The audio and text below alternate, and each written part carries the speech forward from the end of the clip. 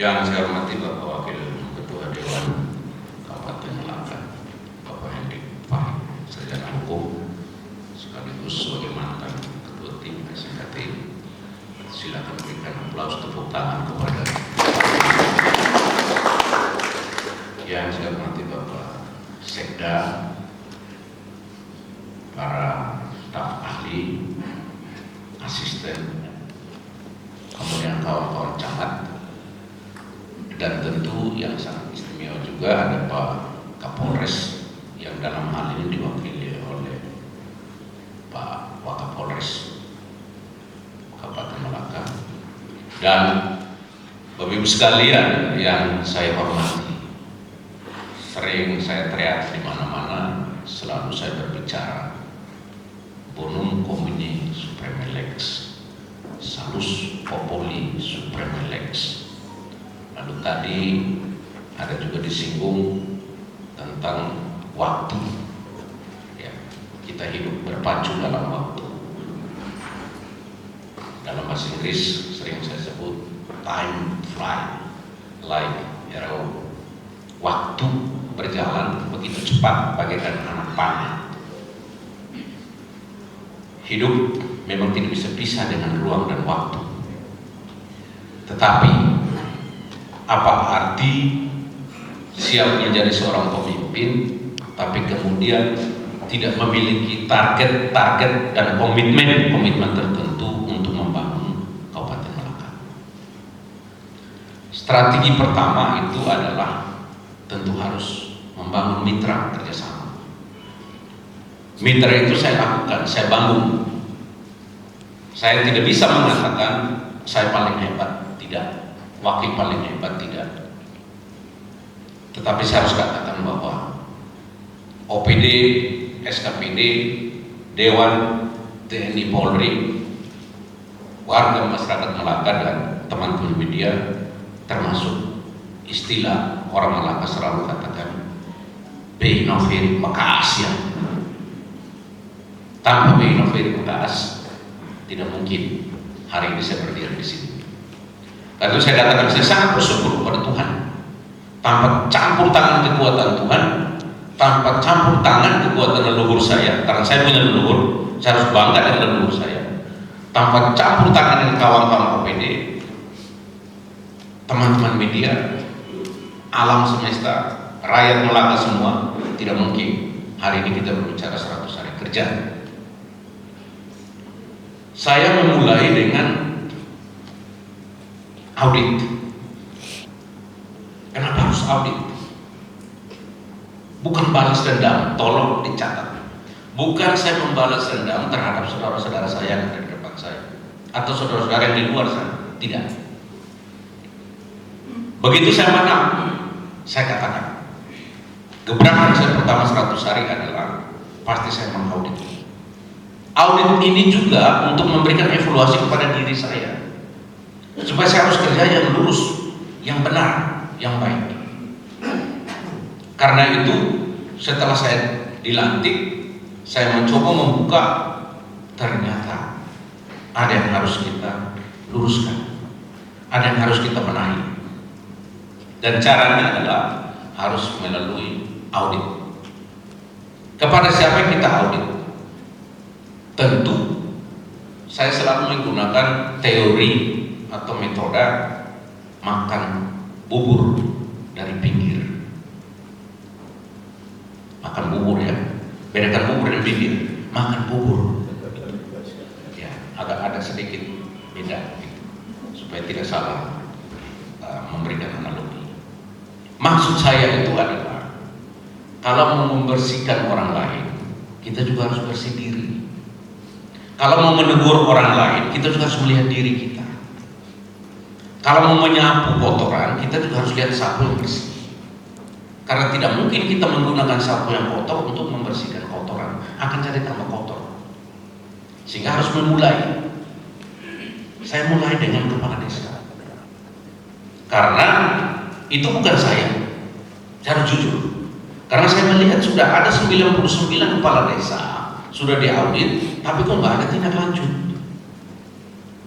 Jadi langkah pertama saya menindaklanjuti 99 kepala desa yang sudah diaudit ketika zaman senior saya. Tapi tindak lanjutnya belum ada. Karena itu kita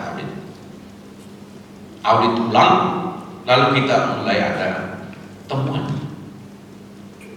Dan temuan itu sejumlah 7 miliar 999 juta 832 617,84%. Itu temuan terhadap 99 kepala desa. Lalu atas temuan itu kita patut memberikan apresiasi kepada tim, terutama tim inspektorat, tim audit, Pak Remileke, silakan berdiri. Kita harus objektif, apresiasi, karena semua manusia ingin dihormati, ingin dihargai.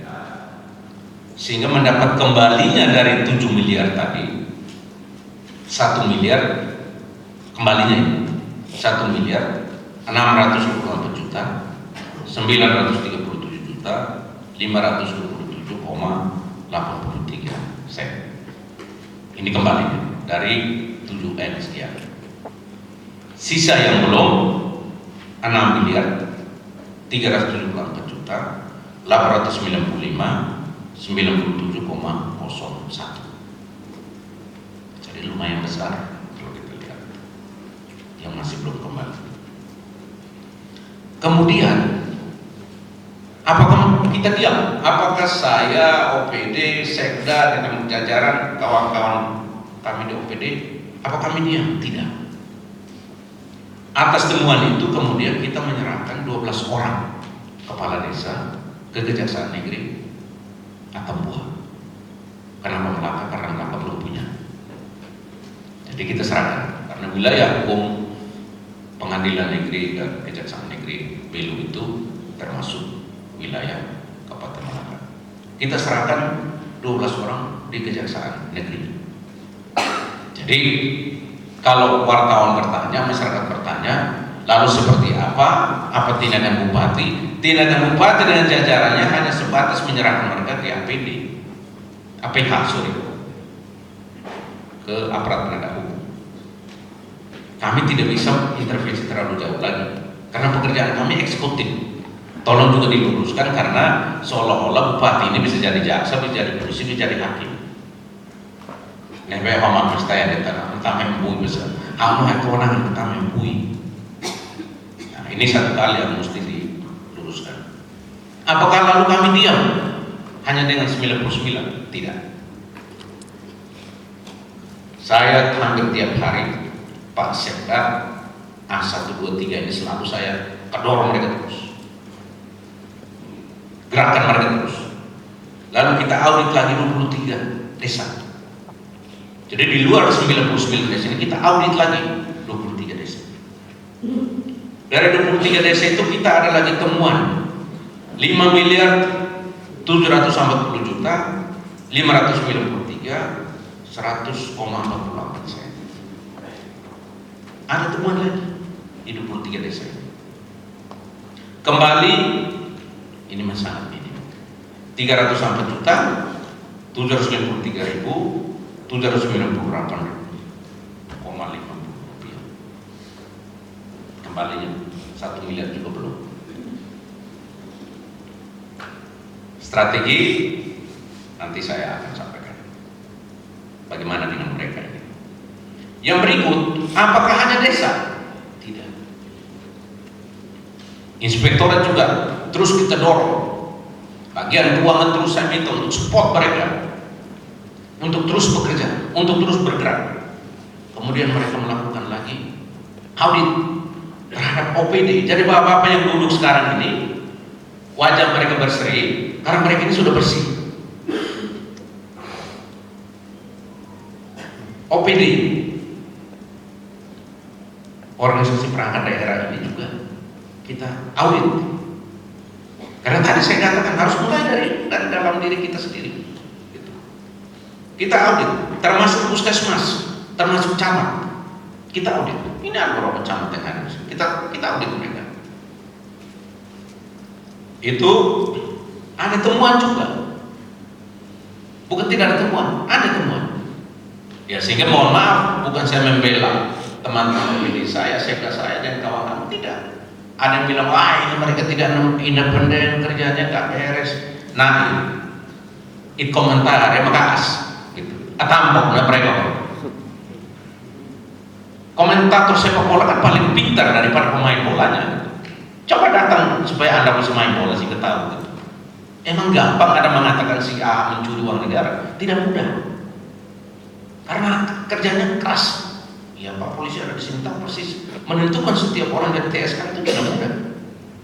Ya, tapi itu yang kita lakukan. Ada temuan untuk OPD 8 puskesmas 8 camat. Itu juga lumayan. 3 miliar 151 juta 613.916 rupiah. Bukan tidak ada temuan kan? Jadi kalau mereka tidak independen, ya sorry. Kalau tidak independen, bagaimana dia bisa mengumumkan itu? Jadi ada tuh. Kembalinya dari 3M tadi. 897 juta 700.275,90 rupiah.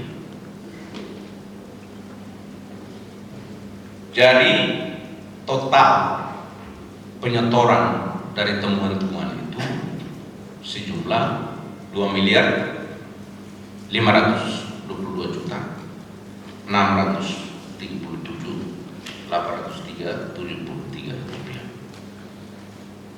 Ini total yang dikembalikan. Tentu sebentar kawan-kawan pasti bertanya, karena saya dulu sama jadi wartawan, jadi 5W1H itu pasti saya dikejar. Apa strateginya Pak? Apakah Pak diam saja? Pak Simonang tidak akan diam terhadap koruptor. Tolong dicatat. Saya tidak akan diam. Dan ini bukan terakhir. Setelah 100 hari kita kerja, saya sudah perintah kepada inspektorat, yuk kejar terus. Karena kita akan terus ingin kerja yang bersih. Karena di dalam visi misi saya salah satu adalah meningkatkan kualitas sumber daya manusia itu. Salah satu itu harus bersih, bebas dari KKN. Itu juga kita teriakan waktu kampanye. Dan start itu saya lakukan awal. Jadi dari total pengembalian penyetoran yang jujur, ada sedikit kendala hambatan. Yang pertama, sumber daya manusia di inspektorat memang tidak memadai. SDM-nya tidak cukup untuk mengejar sekian ratus ribu titik-titik yang harus diaudit. Itu ada satu kendala. Nah, semoga dengan tes CPNS kemarin ada tambahan tenaga sehingga ke depan mereka lebih gesit lagi untuk melakukan pekerjaan itu. Itu hambatan. Yang berikut tadi juga sudah disampaikan oleh Ibu Kadis Kominfo. Kita juga terbentur tidak hanya dengan COVID-19, tapi juga seroja, yang istilah saya serangan roh jahat waktu gempa, waktu bencana bencana. Ini juga menjadi hambatan besar begitu kami dilantik. Ini tantangan alam juga, penyakit alam dan SDM. Ini hambatan. Dan tentu saya harus jujur katakan, saya lihat kawan-kawan inspektorat ini, saya sudah minta keuangan untuk itu. Mereka tidak punya fasilitas memadai untuk bisa melakukan audit. Hanya pakai sepeda motor, dan ada beberapa yang diserang di jalan, dilempar di jalan. Hujan, angin, malam, dihantam. Karena biasanya koruptor itu tidak suka diotak-atik. Kalau otak-atik pasti akan berhadapan dengan tindakan anarkisme. Tapi kita tidak bisa menuduh, karena itu yang terjadi.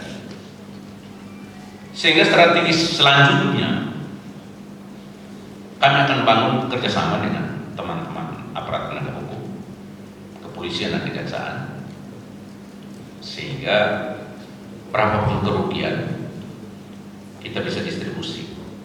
Ada kejaksaan dan ada kepolisian. Jadi kita sama-sama kerja. untuk strategi pengembalian. Di samping metode yang sering dilakukan oleh pemerintah kabupaten itu adalah ya tuntutan ganti rugi, pengembalian dengan cara tuntutan ganti rugi.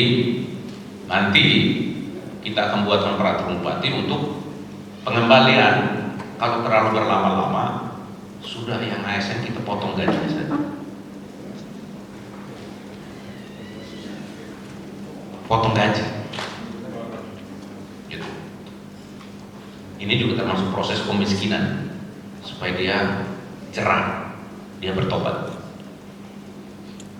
Dan yang berikut kita juga akan menyerahkan, karena selama ini ada kepastian hukum soal waktu. Jadi ketika ada temuan lalu ada rekomendasi untuk ditindaklanjuti, waktu yang dikasih itu 60 hari. Nah, bagaimana kalau sudah 60 hari tapi tidak mengembalikan? Strategi pertama potong gaji, strategi kedua kalau gajinya sudah digadaikan juga. Tapi ini siapa tadi mau? Share bukan share karo hak ini kayak sudah kita berdosa. Gitu. Gaji ini biasanya jadi masalah. Istri kadang-kadang terus komplain karena bapak punya gaji tapi dunia toh ini mana toh ini. Tapi yang jelas kita ada strategi untuk tuntutan ganti rugi dengan cara potong gaji. Kemudian kalau memang nominalnya sering ditolak oleh kawan kejaksaan karena tidak sampai 250 juta, Pak Waka kan serahkan cari ke polisi.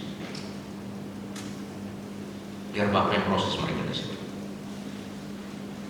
Ini langkah sehingga ada kepastian hukum. Karena bicara keadilan tanpa kepastian itu tidak mungkin. Bicara kepastian tanpa pemanfaatan hukum itu juga tidak bisa. Kenapa harus ngotot? Ya karena dana itu setelah dapat bermanfaat untuk masyarakat. Dari temuan strategi kemudian sudah diserahkan sekian, lalu kendalanya seperti apa yang kita hadapi, kita berikan solusi seperti yang saya sampaikan. Ini soal audit. Apakah 100 hari kerja ini SNKT Simona Hakim Taulim dengan OPD hanya tiap hari duduk pangku tangan dan menunggu 100 hari kerja untuk audit saja? Tidak. Saya harus luruskan bahwa tidak hanya itu yang kami lakukan. Tidak hanya itu. Mari kita lihat program kerja sakti tadi sudah disinggung. Kita mulai dengan swasembada pangan. Apa yang kami lakukan dalam waktu 100 hari? Kami sudah kerja juga. Dinas Pertanian, karena bicara swasembada pangan, saya harus bicara pertanian dan ketahanan pangan. Tidak bisa saya bicara dengan batas, tidak bisa bicara dengan organisasi. Ini linearnya ke sana. Kawan-kawan di pertanian sampai dengan tanggal 30 September kemarin, mereka sudah melakukan pengolahan lahan tanah atau balik tanah trennya gratis. Itu seluas 380,7 hektar yang sudah dilakukan. Bukan nanti, tidak, itu sudah dilakukan. Kemudian ada juga strategi, karena kami ingin wujudkan brand Prasno 68. Yang kami lakukan itu adalah saya bersama Pak Sekda dengan kawan-kawan Pak Wakil Bupati dengan kawan-kawan OPD, kita juga sudah menyiapkan anggaran perubahan untuk pertanian ini. Jadi kita siapkan juga benih, dan itu sudah dilakukan. Benih untuk padi yang dilakukan di Kecamatan Lakat Tengah, Kecamatan Boba 5, Kecamatan Weliman, Kecamatan Belaka Barat, Kecamatan Ibu Vio, Kecamatan Lain Mane. Benih padi sawah itu disiapkan untuk lahan 3.500 hektar. Kita sudah lakukan, bukan nanti, tidak, sudah dieksekusi. Lalu, apakah komoditi di Melati itu hanya padi? Tidak. Ada lagi jagung, ada 2 jenis jagung, ada jagung hibrida dan ada jagung komposit. Itu kita sudah siapkan benih, Untuk jalan hibrida itu 9.000 hektar sudah disiapkan dan sudah dilakukan, dan komposit 200 hektar. Lalu tentu akan bertanya, karena saya orang hukum, lokusin di mana, tempatnya di mana? Tempatnya ada di Kecamatan Ubiku, Kecamatan Ringat, Oba 5, ya Oba 5 Timur, kemudian Malaka Timur, Layan Mane, Sesitemen, dan di Uveo. Apakah hanya benih? Tidak. Kita juga sudah menyiapkan pupuk. Pupuk ini merata untuk 12 kecamatan. Dan harus berikan apresiasi kepada pertanian, karena untuk tingkat Provinsi Nusa Tenggara Timur yang berhasil menyiapkan pupuk untuk 12 kecamatan sudah 100% Kabupaten Malaka nomor 1. Ini dalam 100 hari. Jadi kita tidak hanya omong.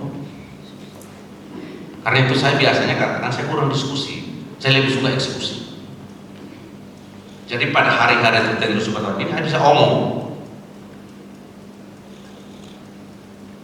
Tingkat Provinsi Nusa Tenggara Timur, Malaka nomor urut 1 menyiapkan pupuk 12 kecamatan itu sudah 100%.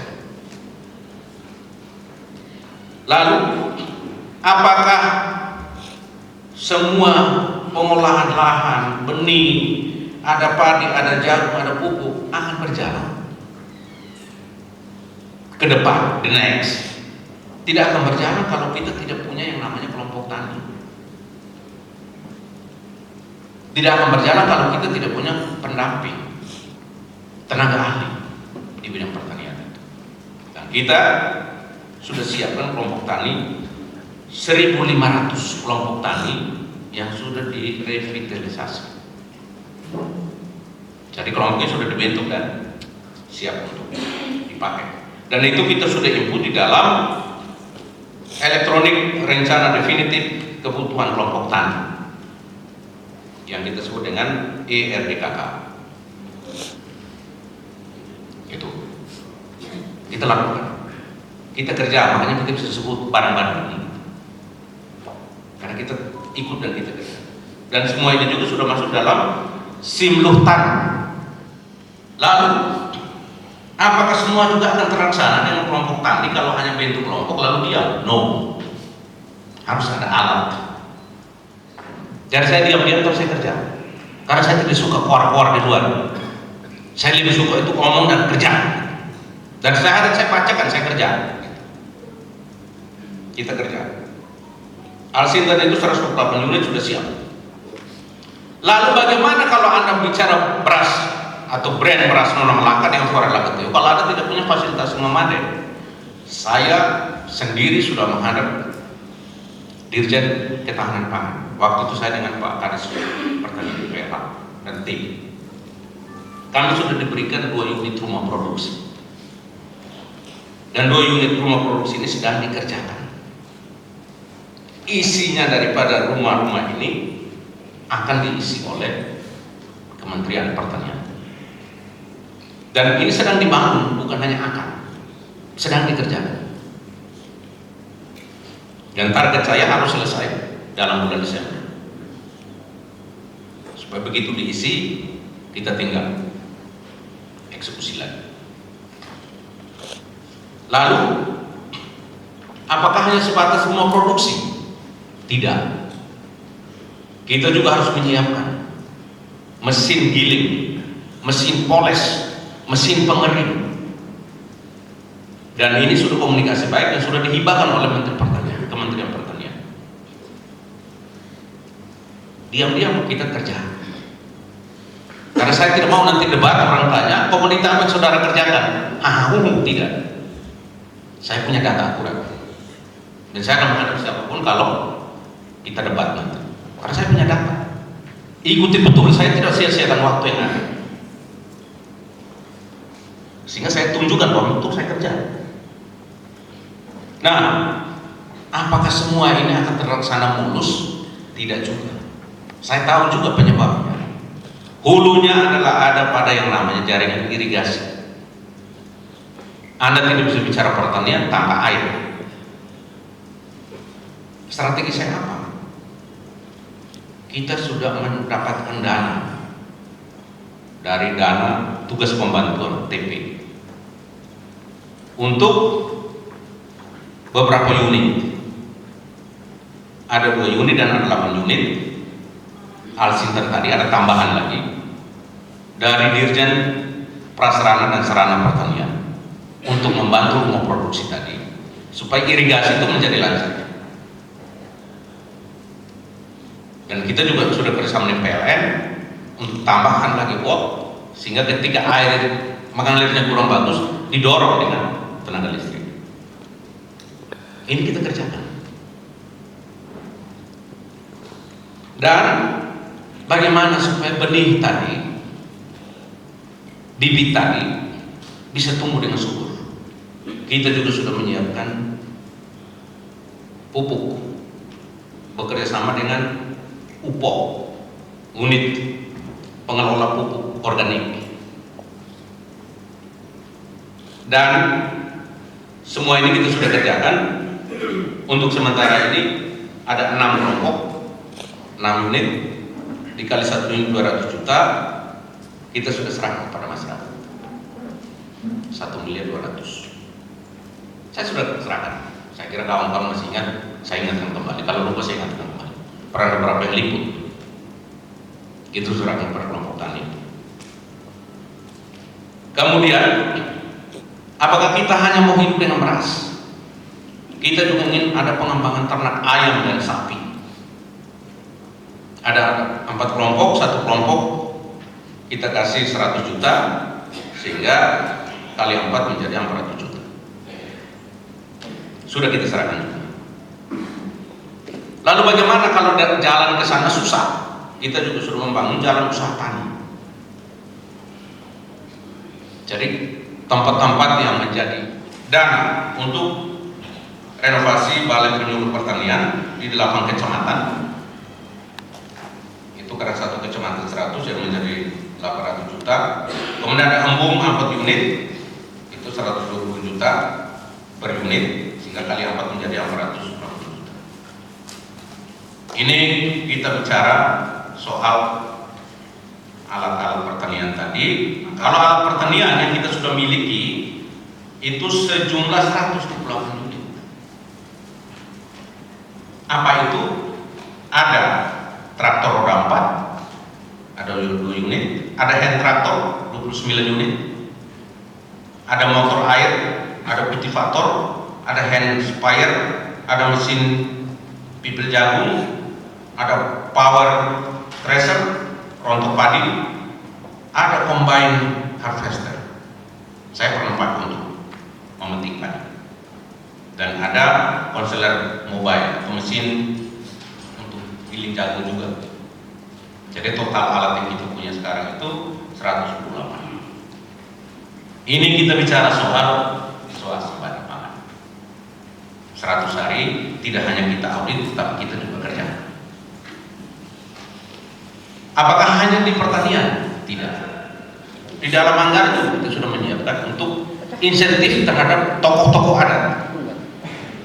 Dan tidak hanya kita omong, tapi kita sudah buat studi banding. Kita sudah datang ke Provinsi Bali, kita datang ke 3 kabupaten, dan kawan-kawan sendiri mendengar bahwa insentif untuk tokoh adat itu juga di provinsi sana juga diberikan. Sumbernya dari APBD, bukan dari dana desa. Dana desa itu aturan tersendiri. Jadi ini saya harus luruskan, kalau ada insentif dari dana desa itu bukan urusan bupati. Itu silakan barangkali Bapak Ibu desa yang mau hitung-hitung mau penghargaan silakan, tapi yang jelas kita tidak mencampur adukan insentif tokoh adat itu kita ambil dari dana desa, kita ambil dari APBD. Dan itu kita sudah siapkan, tunggu perda diketok dan mereka juga akan melakukan. Ini khusus untuk memperkokoh adat istiadat. Karena kita tidak hanya omong teori, kita harus berikan kepada mereka sehingga ada keseimbangan. Itu khusus untuk masalah memperkokoh adat istiadat. Memang saya tetap benturan sedikit soal akan promosikan seni budaya dalam pesta kesenian Malaka, Tapi karena kondisi, mudah-mudahan nanti sebentar saya akan presentasi soal kesehatan apa yang sudah dilakukan. Kemudian pendidikan, karena kita perlu meningkatkan kualitas sumber daya manusia. Apa ukurannya, apa kriterianya? Besok saya diganti, saya pertanggungjawabkan apa yang saya lakukan. Strategi pertama, saya dengan sekda, dengan keuangan, kita hitung, kasih mereka 500 mahasiswa. Jadi ada kartu Melaka Cerdas. Apakah stop di situ? Tidak. Keuangan itu sudah mulai reka-reka, sudah mulai hitung-hitung. Ke depan kita tambah lagi menjadi 1000. Tapi buat seri, ada seri AB kartunya. Jadi kita bisa pantau secara online. Diberikan kepada anak-anak SD, SMP, SMA yang ranking 1, 2, 3 prestasi. Tapi orang tuanya tidak sanggup. Kita harus bantu. Dan satu juga saya harus luruskan di ruangan yang mulia ini. Di sana sini orang mulai protes. Kenapa nama yang keluar untuk kasih sekolah lagi itu namanya, marganya bukan Nahat, Lau Serang Ria, Leki. Tapi aneh-aneh. Saya harus luruskan begini. Meskipun beliau itu bukan nama seperti Malaka asli, tetapi Anda juga harus ingat bahwa tidak hanya orang Malaka yang hidup di Malaka. Bisa juga kita punya saudari nikah dengan orang Flores, nikah dengan orang Sabu, orang Jumbo, orang ini kan.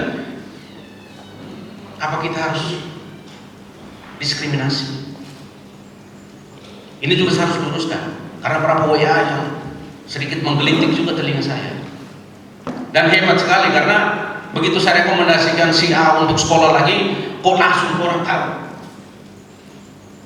Ya salah satu peningkatan SDM itu saya harus sekolahkan orang juga. Tidak hanya kartu Melaka Cerdas tadi. Tapi kita juga perlu mendorong.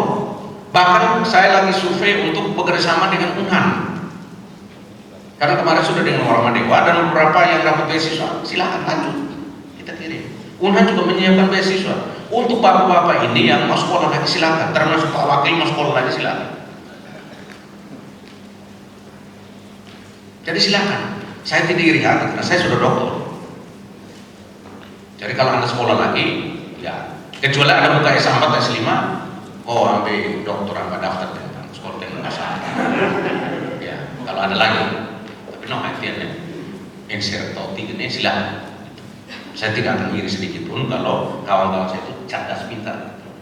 Yang penting integritas moral jaga, jujur. Itu kita bicara soal pendidikan. Kesehatan. Apa yang kami sudah lakukan? Ibu Kadis dengan tim dan saya pribadi sekda dengan kawan-kawan lain, kami sudah menandatangani 2 MOU. Pertama, kita lanjutkan pengobatan dengan EKTP kerjasama dengan pemerintah Kabupaten Bilu, dan itu kami sudah tanda tangan, sudah eksekusi. Yang kedua dengan BPJS, supaya ada integrasi antara program BPJS dengan program Kartu Melaka Sehat. Dan itu sudah kita siapkan 6.000. Bukan nanti, tapi kita sudah siapkan. Daftar nama semua sudah masuk, kartu tinggal dibagikan. Itu kita bicara soal kualitas. Kalau kita juga nanti Melaka ini sedikit terang. Strateginya apa? Perencanaan sudah, penetapan anggaran di perubahan sudah. Apa itu? Kita mulai dengan alun-alun kota yang akan kita eksekusi Januari 2022. Dan itu anggaran sudah disiapkan dan sudah disetujui. Karena bicara konteks pemerintah daerah tidak hanya bicara bupati, tapi juga dengan dewan. Alun-alun kota akan kita bangun. Konsultan sudah banyak menawarkan. Ada 2-3 hari lalu saya suruh viralkan juga. Waktu itu ada Pak Sekda, ada Pak As, kita terima konsultan. desainnya seperti itu. Kota beton harus ada alun-alun kota, ada trotoar, ada lampu jalan, ruangan sudah siapkan. PU sudah dijelas, sudah ada konsultan, sudah ada desain, gitu. Ada drainase, ada juga nanti jalan masuk Puspan, pusat pemerintahan kabupaten. Ini tidak hanya omong, tapi kita sudah eksekusi anggaran. Tinggal pelaksanaan di Januari 2022. Dan ada juga pemasangan lampu ini ke perhubungan. Pak Ferdian, bagaimana hari ini? Sedang cutting jalan. Jadi yang jelas perencanaan sudah, tender sudah. Pasal 15 non kita nih apa tuh sila usia betul ya. Tunai nih apa tuh itu di perhubungan, infrastruktur, PU dulu sudah lakukan itu. Naker Trans, karena satu kendala nasional, internasional, dan lokal itu adalah soal tenaga kerja. Nah, tenaga kerja semua akan berjalan bagus kalau kita punya fasilitas untuk bisa mendukung semua itu. Ya, beliau dulu sudah melakukan pembangunan rumah layak huni 32 unit di Desa Kapitan Meo. Lalu ini yang kita lakukan 100 hari ini. Kalau yang sudah gedung Dewan yang sedang saya renovasi untuk saya selesaikan, puskesmas W5 itu saya tidak berani ngomong karena saya hanya melanjutkan saja. Yang saya omongin ini yang saya kerjakan sejak saya dilantik. Nah itu di Kapitan Meo. Kemudian beberapa hari lalu kita juga menyerahkan bangunan kapela Katolik tempat ibadah di Desa WA Rinal. Kita juga menyerahkan beras puluhan ton. Ada juga jalan pembangunan non status, ada 5 km. Ini juga satu paket dengan dinas sosial, juga sudah ton-ton beras juga diserahkan kepada masyarakat. Program-program pemerintah pusat juga terus kita lakukan, tidak ada yang kita stop, semua jalan. Karena kan dulu saya katakan, berpikir, berperasaan, berkata dan bertindak yang baik dan benar. Jadi kalau apa yang saya tidak lakukan, saya tidak mengaku-ngaku. Meskipun mereka datang di zaman saya.